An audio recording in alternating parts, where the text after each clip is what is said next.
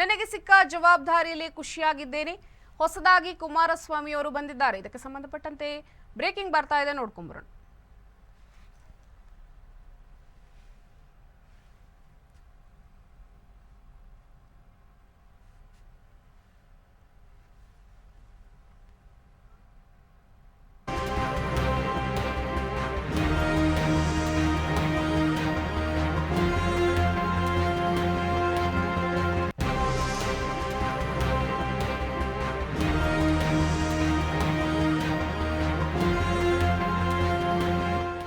ನನಗೆ ಸಿಕ್ಕ ಜವಾಬ್ದಾರಿಯಲ್ಲೇ ಖುಷಿಯಾಗಿದ್ದೇನೆ. ಹೊಸದಾಗಿ ಕುಮಾರಸ್ವಾಮಿ ಅವರು ಬಂದಿದ್ದಾರೆ.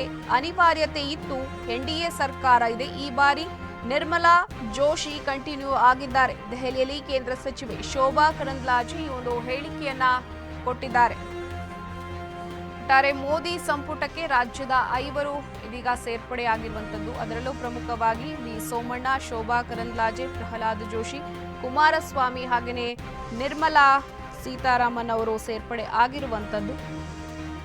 ರಾಜ್ಯದ 5 ಸಂಸದರು ನರೇಂದ್ರ ಮೋದಿ ನೇತೃತ್ವದ ಎನ್ಡಿಎ ಸರ್ಕಾರದಲ್ಲಿ ಕೇಂದ್ರ ಸಚಿವರಾಗಿ ಪ್ರಮಾಣ ವಚನವನ್ನ ಸ್ವೀಕರಿಸಿದ್ದಾರೆ. 3 ಸಂಪುಟ ದರ್ಜೆ ಸಚಿವ ಸ್ಥಾನ ಕೂಡ ದೊರೆತಿದ್ದು, 2 ರಾಜ್ಯ ಖಾತೆ ಸಚಿವ ಸ್ಥಾನ ದೊರಕಿರುವಂತದ್ದು.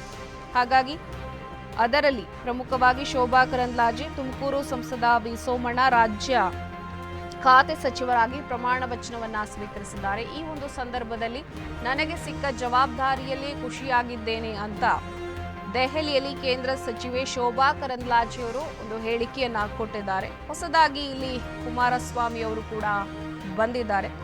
ಅನಿವಾರ್ಯತೆ ಇತ್ತು. ಎನ್ಡಿಎ ಸರ್ಕಾರ ಇದೆ. ಇದರ ಜೊತೆಗೆ ಈ ಬಾರಿ ನಿರ್ಮಲಾ ಸೀತಾರಾಮನ್ ಹಾಗೆ ಪ್ರಹ್ಲಾದ್ ಜೋಶಿ ಅವರು ಕೂಡ ಕಂಟಿನ್ಯೂ ಆಗ್ತಾ ಇದ್ದಾರೆ. ನನಗೆ ಏನೊಂದು ಜವಾಬ್ದಾರಿ ಸಿಕ್ಕಿದೆ, ಆ ಒಂದು ಜವಾಬ್ದಾರಿಯಲ್ಲಿ ನಾನು ಸಾಕಷ್ಟು ಖುಷಿ ಪಡ್ತೇನೆ, ನಾನು ತೃಪ್ತಿಯನ್ನ ಪಡೆದಿದ್ದೇನೆ ಅಂತ ಶೋಭಾ ಕರಂದ್ಲಾಜೆ ಅವರು ಒಂದು ಸ್ಪಷ್ಟನೆಯನ್ನ ಕೊಟ್ಟಿದ್ದಾರೆ. ಜೋಶಿ ಅವರು ಕಂಟಿನ್ಯೂ ಆಗಿದ್ದಾರೆ. ಹಾಗೇನೆ ಹೊಸ ಸೇರ್ಪಡೆಯಾಗಿ ಕುಮಾರಸ್ವಾಮಿ ಅವರು ಬಂದಿದ್ದಾರೆ. ಈ ಕಾರಣಕ್ಕಾಗಿ ಸಹಜವಾಗಿ ಒಂದು ರಾಜ್ಯಕ್ಕೆ ಈಗಾಗಲೇ 3 ಕ್ಯಾಬಿನೆಟ್ ಸಿಕ್ಕಿದೆ. ಆದರೆ ಯಾವ ಜವಾಬ್ದಾರಿ ನನಗೆ ಸಿಕ್ಕಿದೆಯೋ ಅದರಲ್ಲೇ ನಾನು ಖುಷಿಯಾಗಿದ್ದೀನಿ ಮತ್ತು ಅದರಲ್ಲೇ ಕೆಲಸ ಮಾಡ್ತೀನಿ. ಇಲ್ಲ, ಈ ಎಲ್ಲ ಊಹಾಪೋಹಗಳು ಈ ಮಾಧ್ಯಮದಲ್ಲಿ ಅಥವಾ ಕೆಲವು ಜನ ಇದನ್ನು ಹಬ್ಬಿಸಿರ್ಬೋದು ಸೋಷಿಯಲ್ ಮೀಡಿಯಾದಲ್ಲಿ.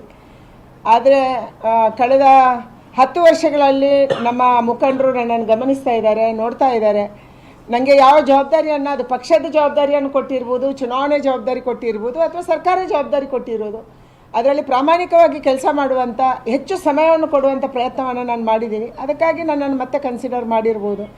ಅದಕ್ಕಾಗಿ ನನ್ನನ್ನು ಬೆಂಗಳೂರಿಗೆ ಕೂಡ ತಂದು ಚುನಾವಣೆಗೆ ನಿಲ್ಲಿಸಿರ್ಬೋದು. ಈ ಕಾರಣಕ್ಕಾಗಿ ಅಮಿತ್ ಶಾ ಅವರು ಮಾತಾಡುವಂಥ ಸಂದರ್ಭದಲ್ಲಿ ನನಗೆ ಮೋದಿಯವರು ಅದನ್ನೇ ಹೇಳಿದರು, ಬೆಂಗಳೂರು ಹತ್ತಿರ ಇದ್ದರೆ ಬೇರೆ ರಾಜ್ಯಗಳಲ್ಲಿ ಕೂಡ ಚುನಾವಣೆ ಜವಾಬ್ದಾರಿ ಕೊಟ್ಟಾಗ, ಪಕ್ಷದ ಜವಾಬ್ದಾರಿ ಕೊಟ್ಟಾಗ ಹೋಗಿ ಬರೋಕ್ಕೆ ಅನುಕೂಲ ಆಗುತ್ತೆ ಅನ್ನುವಂಥ ಮಾತನ್ನು ಅವತ್ತು ಅವರು ಹೇಳಿದರು. ಈ ಕಾರಣಕ್ಕಾಗಿ ಈ ಜವಾಬ್ದಾರಿಯನ್ನು ನಂಗೆ ಕೊಟ್ಟಿರ್ಬೋದು. ಅದನ್ನು ನಿರ್ವಹಣೆ ಮಾಡುವಂಥ ಪ್ರಯತ್ನವನ್ನು ಮಾಡ್ತೀನಿ. ಕಂಟಿನ್ಯೂ ಆಗಿದ್ದಾರೆ, ಜೋಶಿ ಅವರು ಕಂಟಿನ್ಯೂ ಆಗಿದ್ದಾರೆ. ಹಾಗೆ